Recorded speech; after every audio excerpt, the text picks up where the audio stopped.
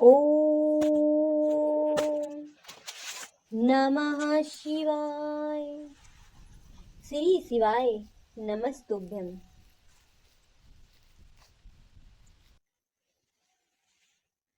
अनजाने में शिवरात्रि व्रत करने से एक भील पर भगवान शंकर की अद्भुत कृपा हुई। ऋषियों ने पूछा, सूत जी, पूर्व काल में किसने इस उत्तम शिवरात्रि व्रत का पालन किया था और अनजाने में भी इस व्रत का पालन करके किसने कौन सा फल प्राप्त किया था? श्री सूत जी ने कहा, ऋषियों तुम सब लोग सुनो, मैं इस विषय में एक निषाद का प्राचीन इतिहास सुनाता हूँ, जो सब पापों का नाश करने वाला है। पहले की बात है, किसी वन में एक भील रहता था, जिसका नाम था गुरुद्रोही। उसका कुटुंब बड़ा था तथा वहाँ बलवान और क्रूर स्वभाव का होने के साथ ही क्रूरतापूर्ण कर्मों से तत्पर रहता था। वह प्रतिदिन वन में जाकर मृगों को मारता और वहीं रहकर नाना प्रकार की चोरियां करता था। उसने बचपन से ही कभी कोई शुभ कर्म नहीं किया था। इस प्रकार वन में रहते हुए उस दुरात्मा भील का बहुत समय बीत गया। तदनंतर एक दिन बड़ी सुंदर एवं शुभकारी शिवरात्रि आई, किंतु वह दुरात्मा घने जंगल में निवास करने वाला था, इसीलिए उसे व्रत को नहीं जानता था।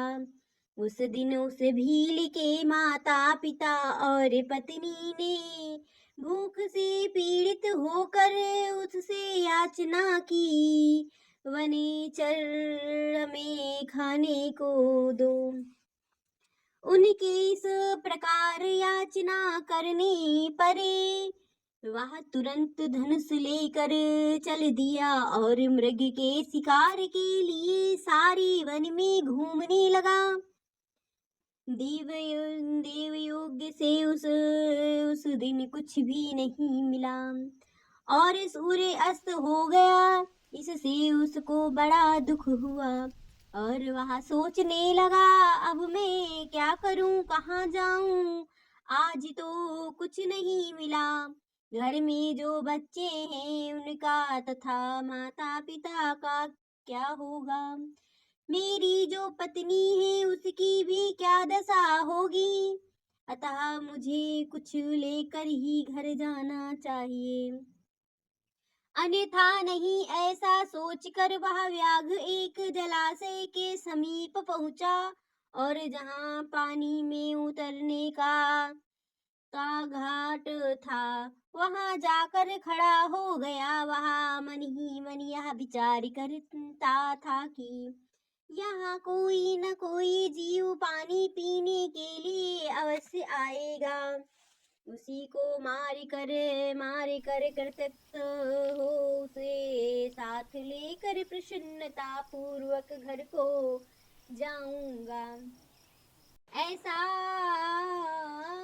ऐसा निश्चय करके वह व्याघ्र एक बेल के पेड़ पर चढ़ गया और वही जल साथ लेकर बैठ गया। उसके मन में केवल यही चिंता थी कि कब कोई जीव आएगा और कब मैं उसे मारूंगा। इसी प्रतीक्षा में भूख प्यास से पीड़ित हो वह बैठा रहा। उस रात के पहले पहर में एक प्यासी हिरणी वहां आई, जो चकित होकर जोर जोर से चिकाड़ी भर रही थी। ब्राह्मण उस मृगी को देखकर व्याघ्र को बड़ा हर्ष हुआ और उसने तुरंत ही उसके वध के लिए अपने धनुष पर एक बाण का साधन किया। ऐसा करते हुए उसे हाथ के धक्के से थोड़ा सा जल और बेल पात्र नीचे गिर पड़ा। उस पेड़ के नीचे शिवलिंग था। उस जल और बेल पात्र से शिव की प्रथम पहर की पूजा संपन्न हो गई। पूजा के मध्यांश से उसे व्याग का बहुत सा पातक तत्काल नष्ट हो गया। वहां वहां होने वाली खड़खड़ाहट की आवाज को सुनकर हिरणी ने भय से ऊपर की ओर देखा। व्याघ को देखते ही वह व्याकुल हो गई और बोली। मृगी ने कहा, व्याघ तुम क्या करना चाहते हो? मेरे सामने सच सच बताओ। हिरणी की वह बात सुनकर व्याघ ने कहा, आज मेरे कुटुंब के लोग भूखे हैं और अंततः तुमको मार कर उनकी भूख मिटाऊंगा, उन्हें तृप्त करूंगा। व्याघ का वह दारुण वचन सुनकर तथा जिसके रोकना कठिन था, उसे दुष्ट भील को बाण ताने देख कर मृगी सोचने लगी कि अब मैं क्या करूं, कहाँ जाऊं? अच्छा कोई उपाय रचती हूँ। ऐसा विचार कर उसने वहां इस प्रकार कहा। मृगी बोली, भील मेरे मांस से तुमको सुख होगा। इसे अनर्थकारी शरीर के लिए इससे अधिक महान पुण्य का कार्य और क्या हो सकता है। उपकार करने वाले प्राणियों को इस लोक में जो पुण्य प्राप्त होता है उससे 100 वर्षों में भी वर्णन नहीं किया जा सकता। परंतु इस समय मेरे सब बच्चे मेरे आश्रम में ही हैं। मैं उन्हें अपनी बहन को अथवा स्वामी को सौंप कर लौट आऊंगी। वनेचर, तुम मेरी इस बात को मिथ्या ना समझो। मैं फिर तुम्हारे पास लौट आऊंगी, इसमें संशय नहीं है। सत्य से ही धरती टिकी हुई है, सत्य से ही समुद्र अपनी मर्यादा में स्थित है और सत्य से ही निझरों से जल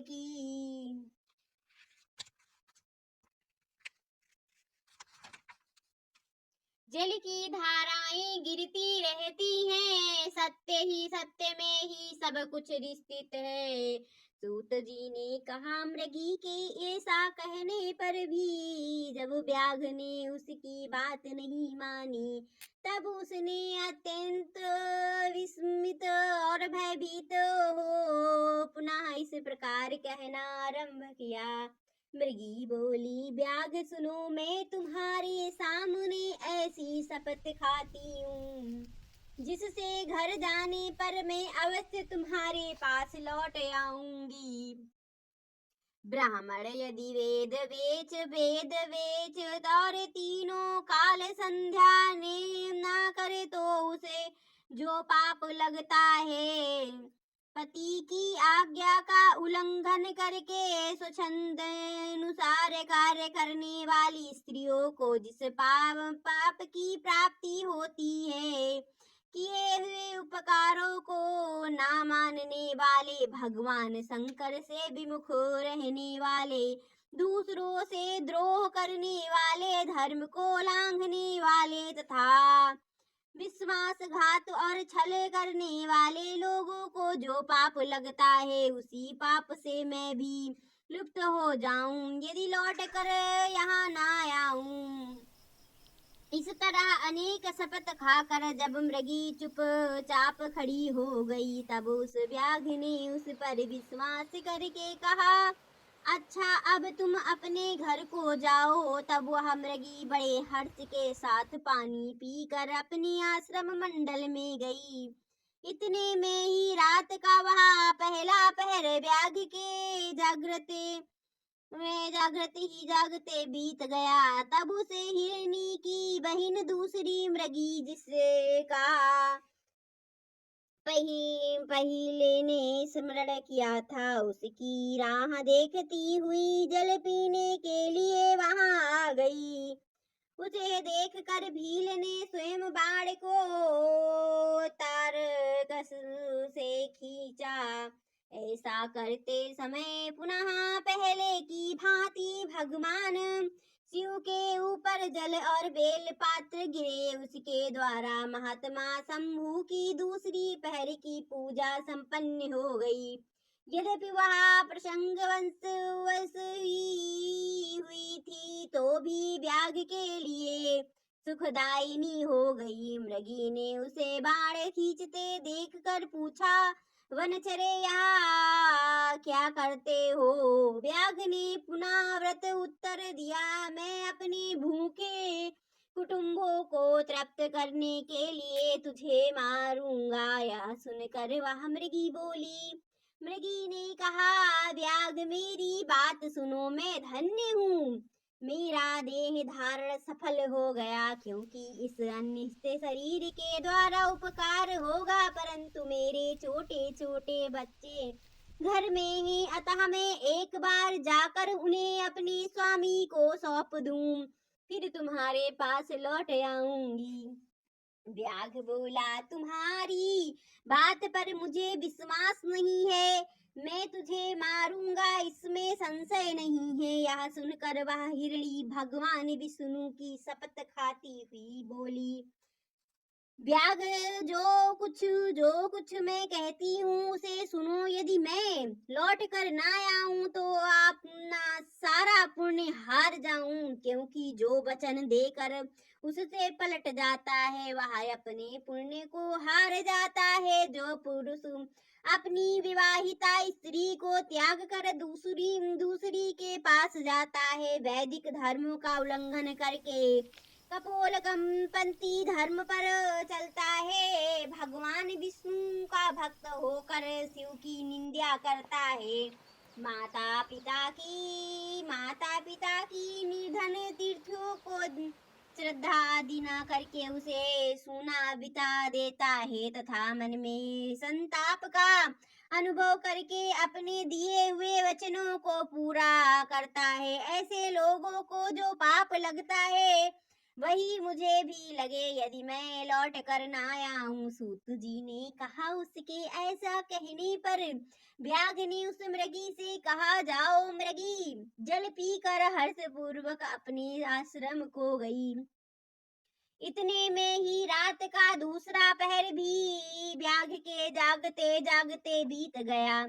इस समय तीसरे पहर आरंभ हो जाने पर मृगी लौटने में बहुत विलंब हुआ जाना चकित हो व्याघ उसकी खोज करने लगा। इतने में ही उसने जल के मार्ग में एक हिरण को देखा। वह बड़ा हष्ट पुष्ट था। उसको उसे देख कर वनचरों को बड़ा हर्ष हुआ और वह धनुष पर बाण रखकर उसे मार डालने को उद्यत हुआ। ऐसा करते समय उसके प्राव्यावंश कुछ जल और बेल पात्र शिवलिंग पर गिरे गए।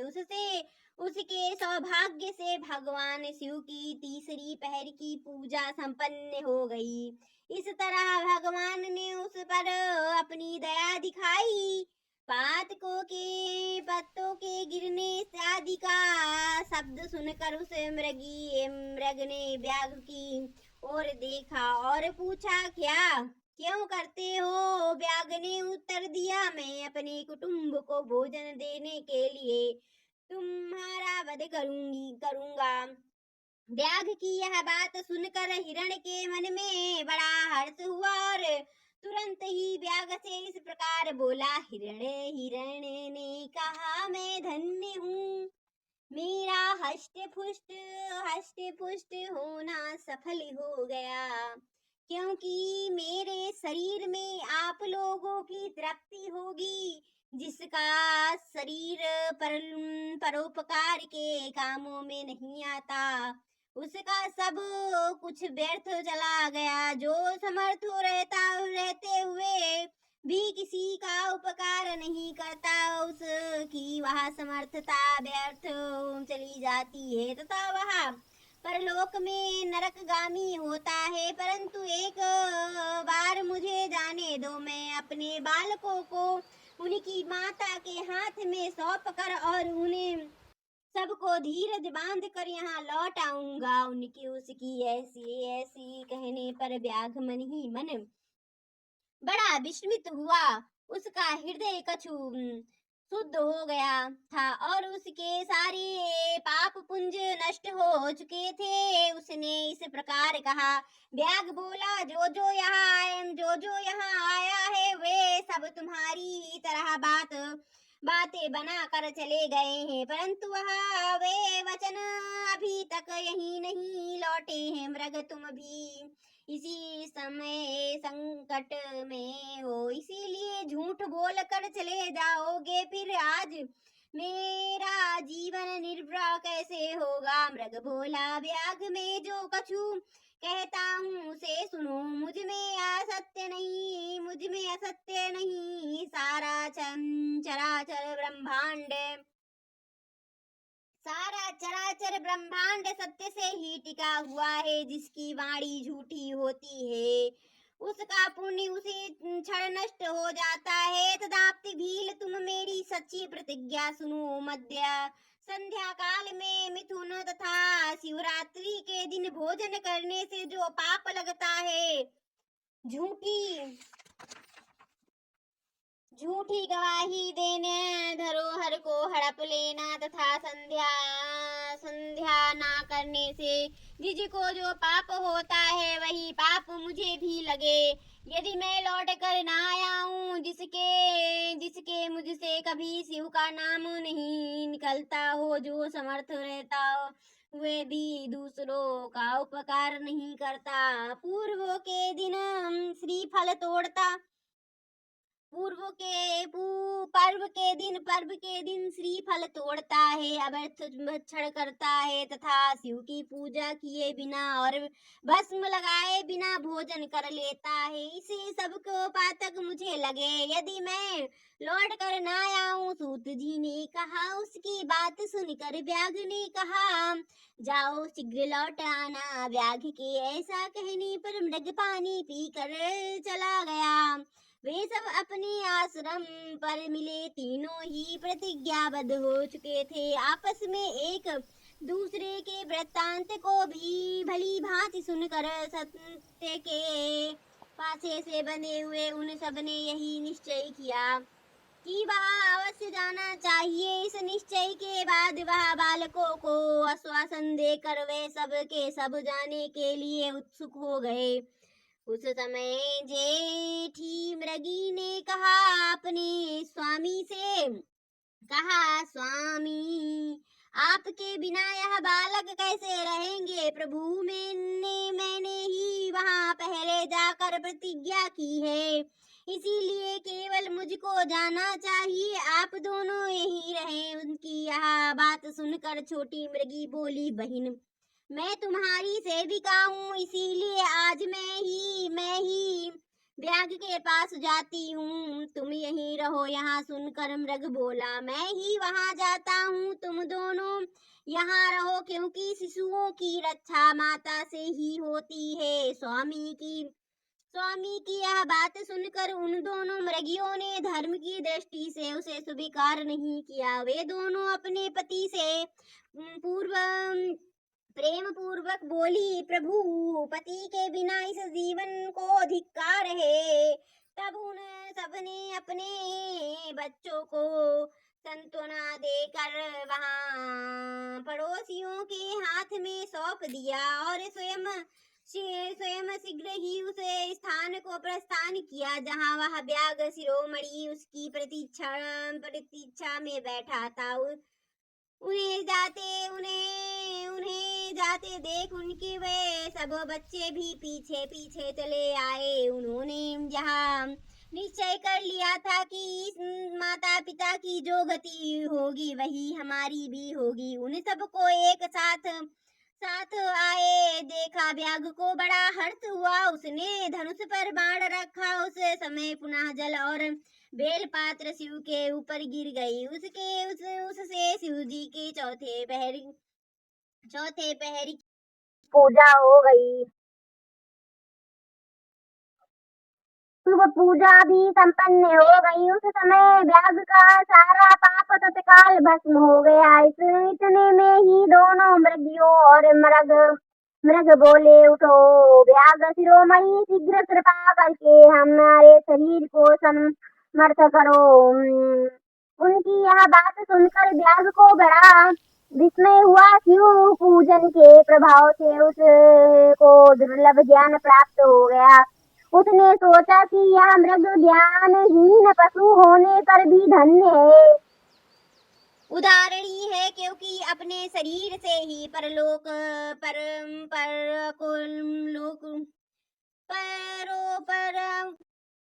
इसी प्रकार में समय मनुष्य जन्म पाकर भी किस पुरुषार्थ के साधन किया है। दूसरों के शरीर को पीड़ा देकर अपने शरीर पर पोसा है। प्रतिदिन अनेक प्रकार के पाप करके अपने कुटुंब का पालन किया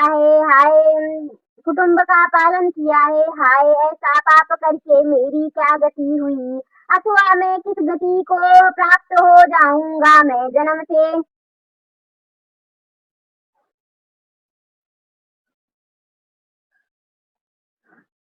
प्राप्त की गति को प्राप्त हो जाऊंगा। मैंने जन्म से लेकर अब तक जो पातक किए हैं, उसका इस समय मुझे स्मरण हो रहा है।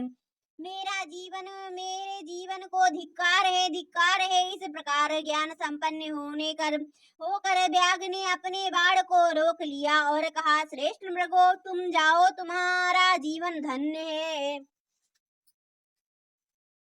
व्याघ के ऐसे कहने पर भगवान शंकर तत्काल प्रसन्न हो गए और उन्होंने उसे व्याघ को अपने सम्मानियों तथा पूजित स्वरूप को दर्शन कराया तथा कृपा पूर्वक उसके शरीर को स्पर्श करते उससे प्रेम से कहा, भील, मैं तुम्हारे व्रत से प्रसन्न हूँ, वर मांगो। व्याघ भी भगवान शिव के उस रूप को देख कर तत्काल जीव मुक्त हो गया और मैंने सब कुछ पा लिया, यह कहते हुए उनके चरणों में आकर गिर पड़ा। उनके इस भाव को देखकर भगवान शिव भी मन ही मन बड़े प्रसन्न हुए और उन्हें गुरु नाम देकर कृपा दृष्टि से देखते हुए उन्हें यह दिव्य वर दिया। शिव जी बोले, व्याघ सुनो, आज से तुम